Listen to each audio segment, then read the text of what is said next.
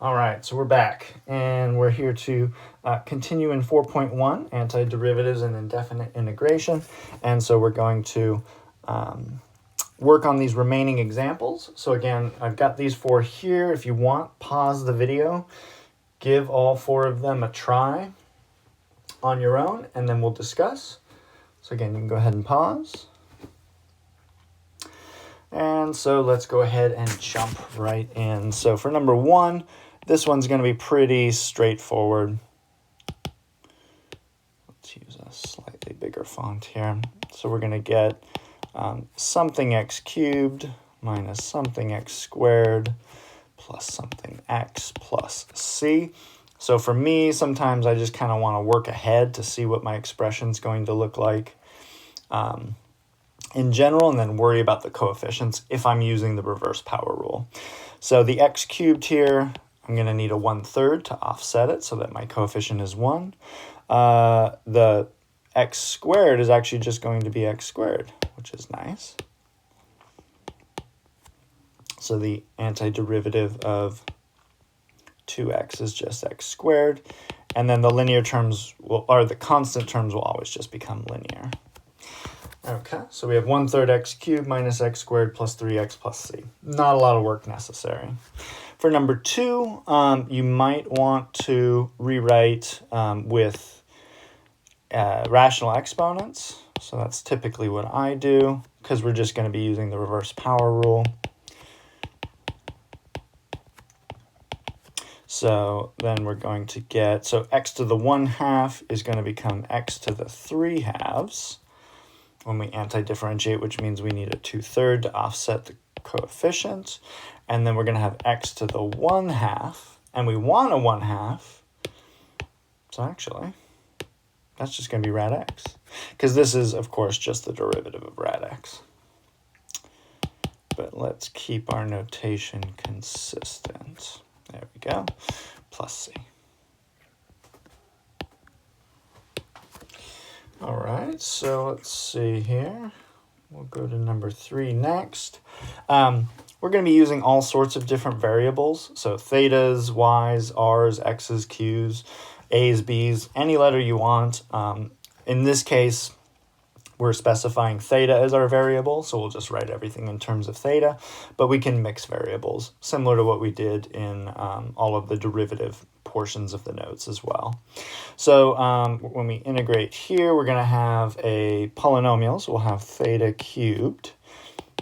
So we'll need 1/3 to offset that, plus, and then now we're going to have to look into, okay, secant squared is what function's derivative?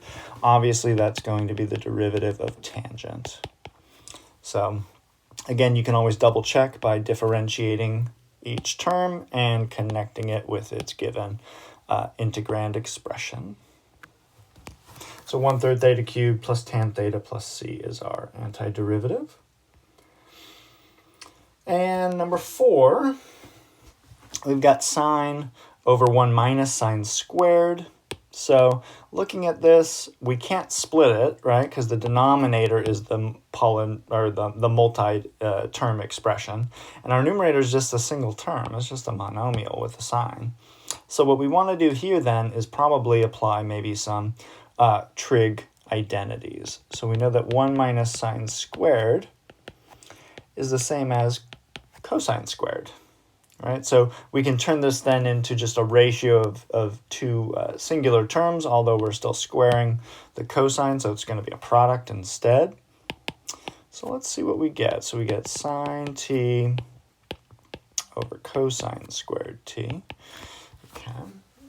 But then from there, we still need to try and figure out, well, how do I evaluate this, right? Because it's not sine over cosine, which would just be tangent, but I don't know what the antiderivative of tangent is.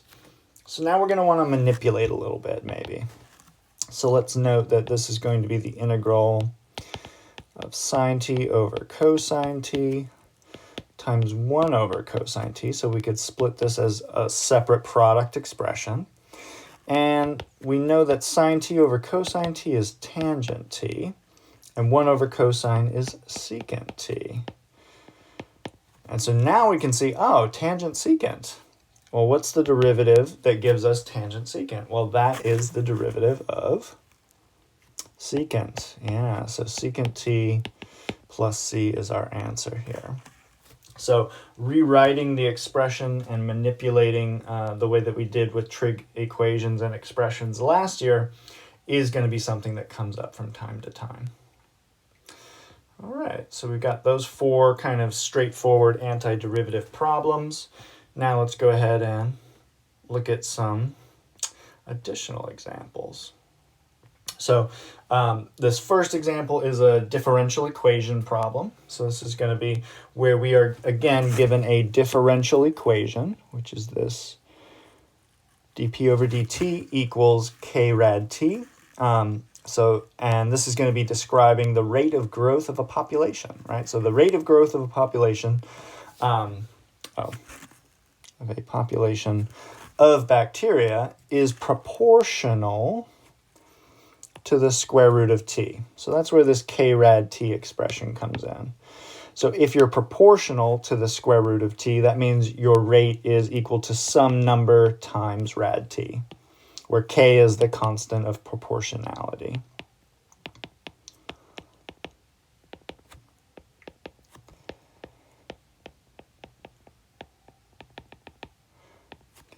And we're going to be spending a lot of time with differential equations. So again, this is more just kind of an introduction to it. So don't feel like you have to know everything about these types of problems yet. And in this case, actually, we are given the differential equation. So in future problems, you might get this proportional wording and have to come up with your own equation. We know that the initial population is 500, and after 1 day, the population grows to 600.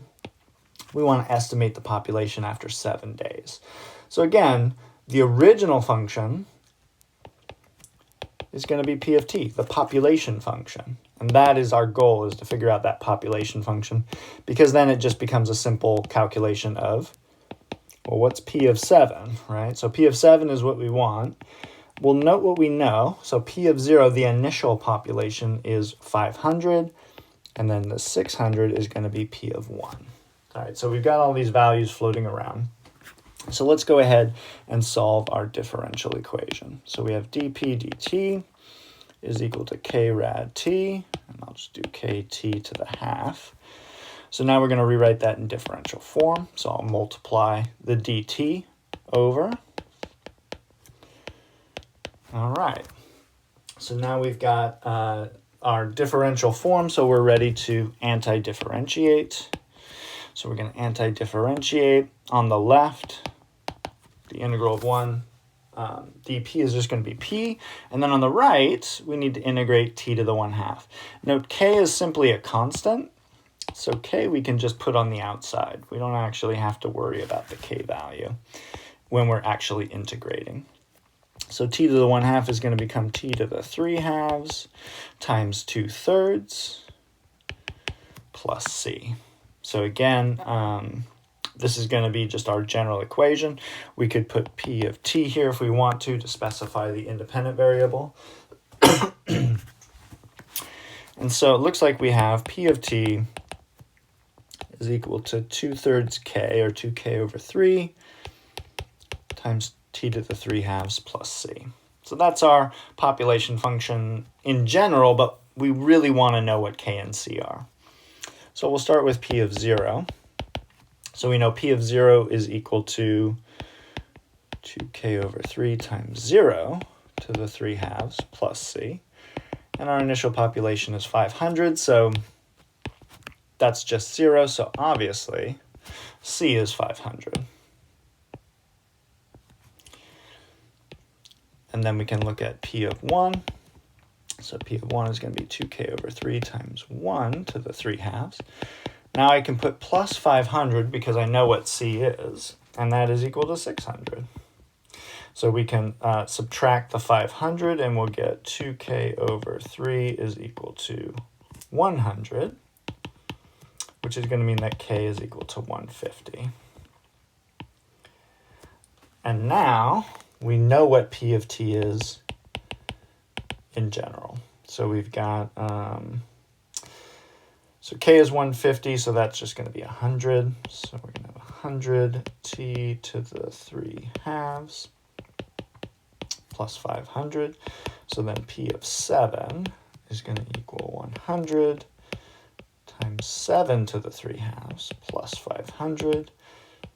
We'll break out our calculators here since our number is going to be an approximation, need to be an approximation value. So 7 to the 3 halves plus 500. And so it looks like we get 2,352 bacteria.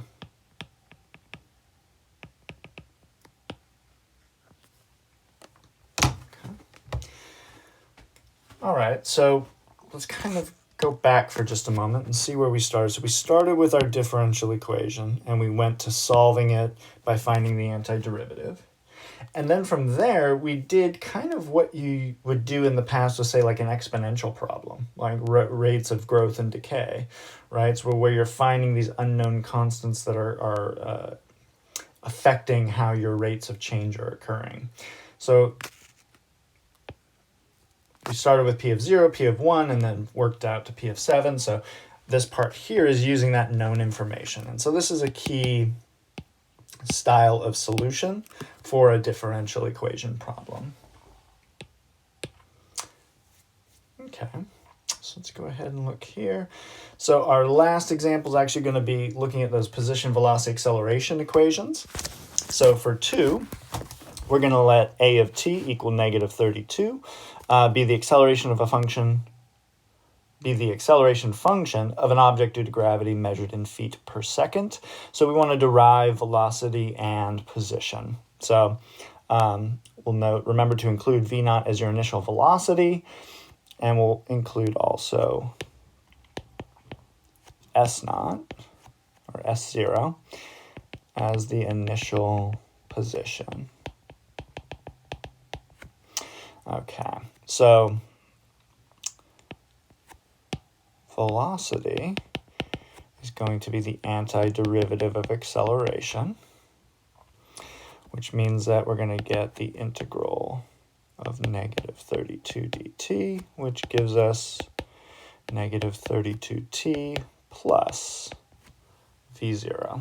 So there's our velocity equation in general. So that's 1. And then now we're going to get position is going to be the integral of velocity. So then our position is going to equal integral of negative 32t plus v0 dt, which is going to give us, well, we know that we're going to have negative 16t squared, it looks like, plus v naught t plus s naught. So when you get those position functions of those equations, we can derive them directly from integration. And note, we could go in the other direction and differentiate, of course, all the way back down. So it works both ways. And that's the key idea of integration and differentiation, is that there's this relationship between them where one undoes the other or verifies the other. So you might think about what that means if differentiating something and integrating something are things that have a reverse process with one another. So then B, we'll just solve a specific example. It looks like if a ball is thrown vertically upward from the ground with an initial velocity of 60 feet per second, how high will the ball go? So then our position,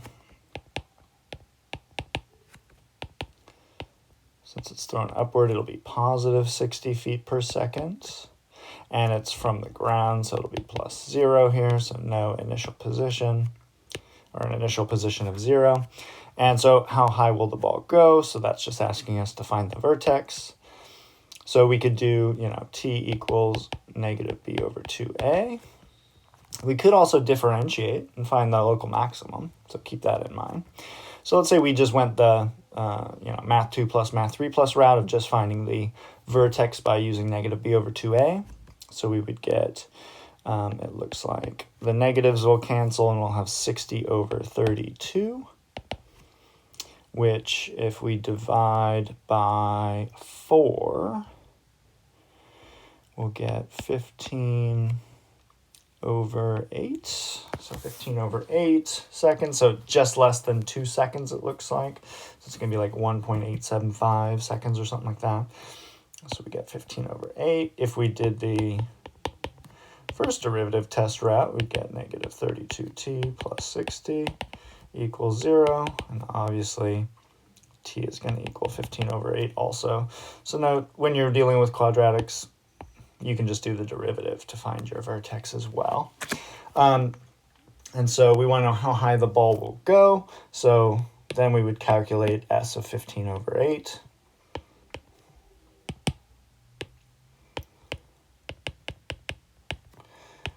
And let's see what that gives us. So we've got negative 16 times 15 over 8 squared plus 60 times 15 over 8.